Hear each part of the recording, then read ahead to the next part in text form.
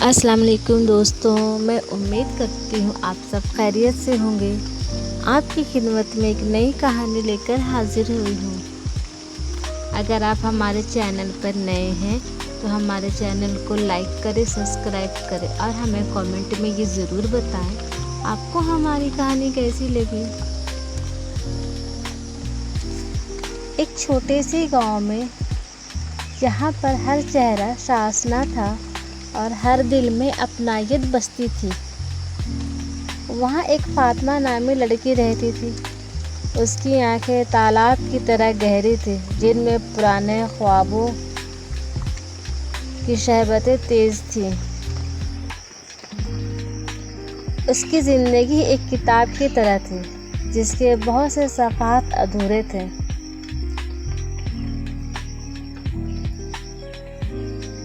फातिमा की कहानी उस वक्त शुरू हुई जब वो जवानी की दहलीज पे कदम रखी हुई थी।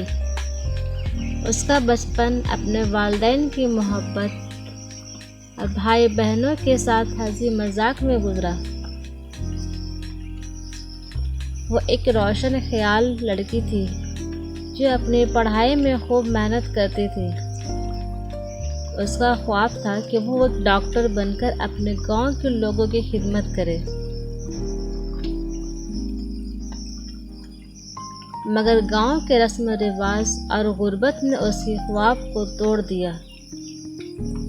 उसके वालिदैन ने बहुत कम उम्र में उसकी शादी एक दूर दराज के गांव में कर दी। शादी के बाद फातिमा की ज़िंदगी बदल गई।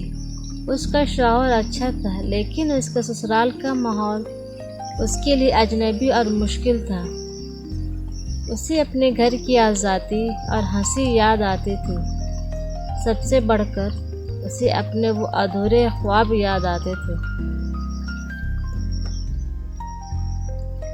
वो डॉक्टर बनना चाहती थी, लोगों की मदद करना चाहती थी, लेकिन अब वो एक छोटे से घर की चारदीवारी में कैद होकर रह गई थी।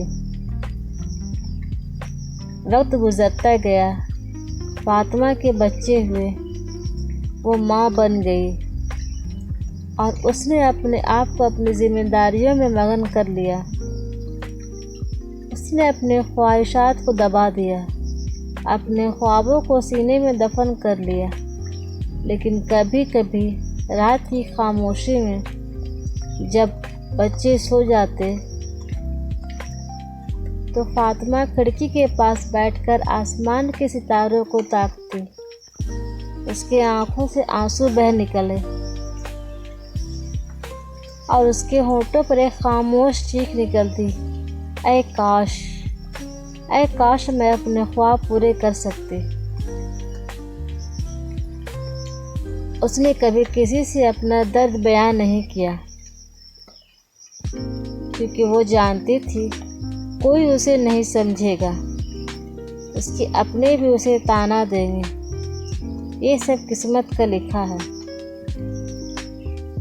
उसने अपने तमाम आरज़ुएं, अपने तमाम तमन्नाएं अपने दिल के एक कोने में कैद कर ली।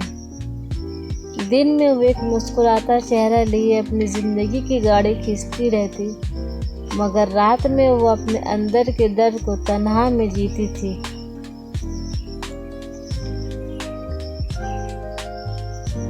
फातिमा ने अपनी ज़िंदगी में बच्चों की परवरिश और शौहर की खिदमत में गुजारी। वो कभी शिकायत नहीं करती थी, लेकिन उसके अंदर का खालीपन उसके चेहरे पे झलकता था। उसकी मुस्कुराहट में गहरी उदासी थी और उसकी आंखों में एक ना कही दास्तान छुपी हुई थी।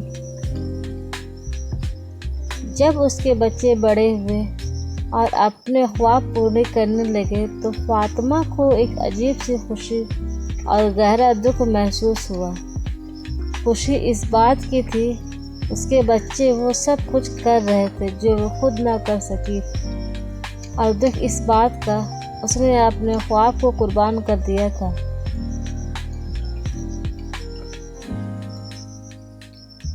फातिमा की ज़िंदगी एक ऐसी किताब बन गई थी जिसकी आखिरी सफ़हात पे लिखा था, खामोशी चीख भी बहुत तकलीफदेह होती है और कुछ दर्द ऐसे होते हैं जिनका इजहार नहीं किया जा सकता।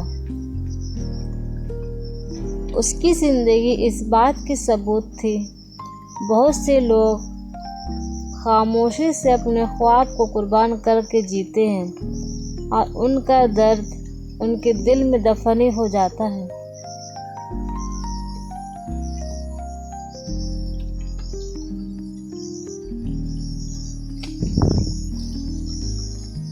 मैं उम्मीद करती हूँ कि आपको मेरी ये कहानी ज़रूर पसंद आई होगी। आपको मेरी ये कहानी पसंद आए तो इसे लाइक करें, सब्सक्राइब करें और कमेंट में हमें ये ज़रूर बताएं। इंशाअल्लाह मैं बहुत जल्द आपकी खिदमत में एक दूसरी कहानी लेकर हाजिर होंगी। तब तक के लिए अल्लाह हाफिज़।